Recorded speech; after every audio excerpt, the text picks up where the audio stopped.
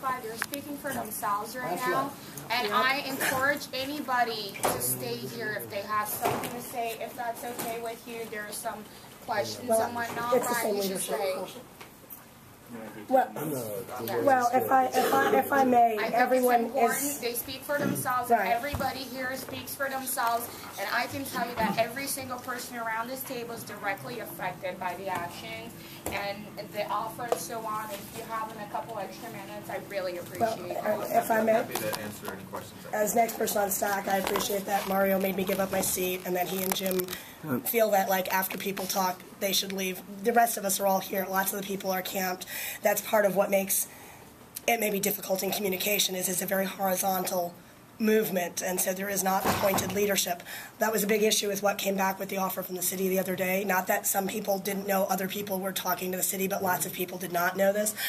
In all candor, from my perspective, again, each person does speak as an individual, but a large-scale reaction to the offer by the city, by many, many people there, is that bones are being thrown to the occupation to go away peacefully and quietly, addressing local social services issues that have existed in Los Angeles all of my life. This is just an embarrassment for the city. We have 30,000 people sleeping on Skid Row all of my life.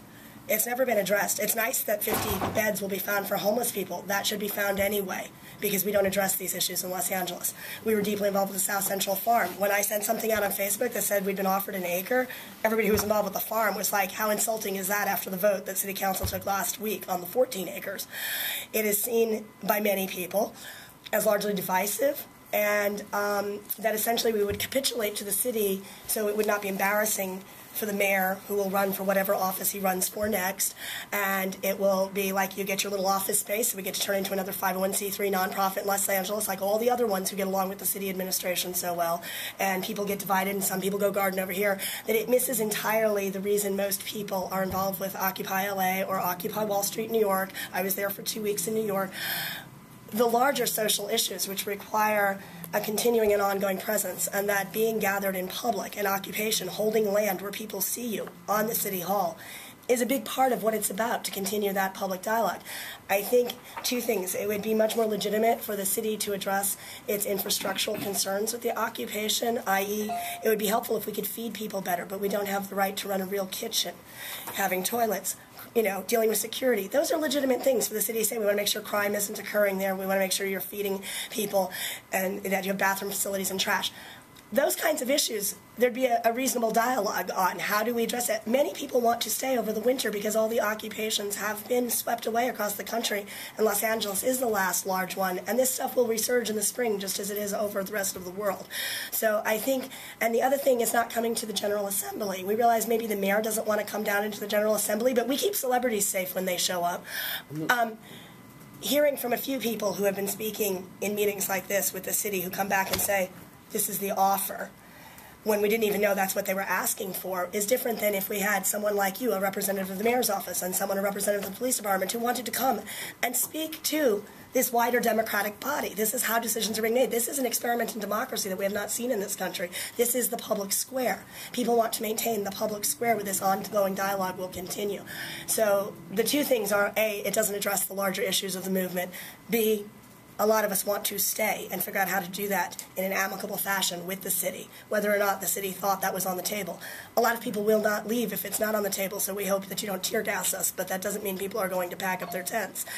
And it would be helpful if those of you who represent the mayor and the police department were actually willing to come and speak to the larger group and present the dialogue. I'd like to say a few words also. Sure, of course. What is it that you would like the police department to discuss at the General Assembly? I think your legitimate concerns of issues that have arisen because there's a large encampment of people on City Hall, the things that would need to be addressed internally. I mean, a lot of us are very aware of those issues, security concerns, safety issues.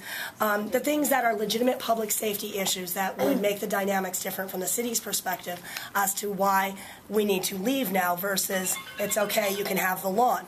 Those are legitimate things to say. These are the things we're having problems with. I read the LA Times where it says things are being shoplifted. If we could feed people better, there would probably be less of that.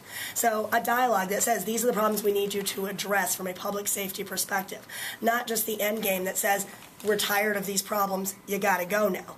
You got to go now is not going to be received positively by the vast majority of people there. Many people would rather make a political statement of making the city remove us rather than making the city look good by capitulating. So it would be helpful to say these are our legitimate concerns that you need to address if you are going to remain.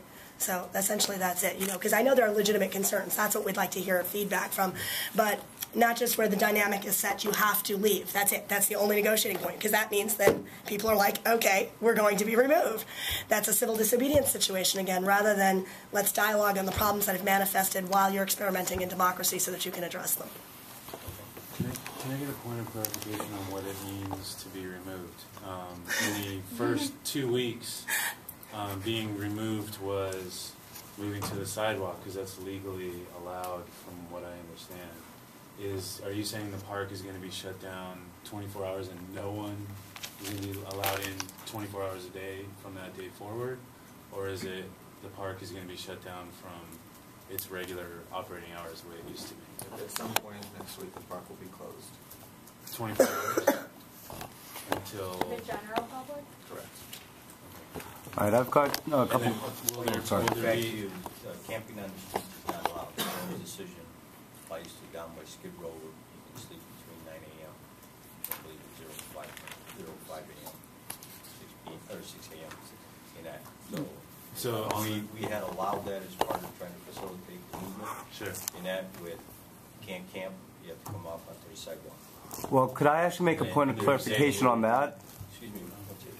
It's just. I've been interrupted 3 times.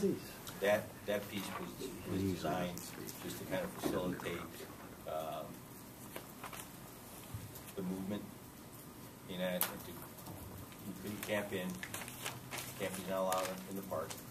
We said, hey, we'll give you this much as in terms of good faith, is that you have to remove your tents and you have to put them on the sidewalk. They're not blocking the sidewalk. And then at the daytime, we'll let you bring them back, and then you have to repeat the process every night. It was also with removing off the south lawn so we could have the farmers market, which is no longer there, and that as a result of the tents being there. And I'm not sure how much filming has been lost because that occurs there.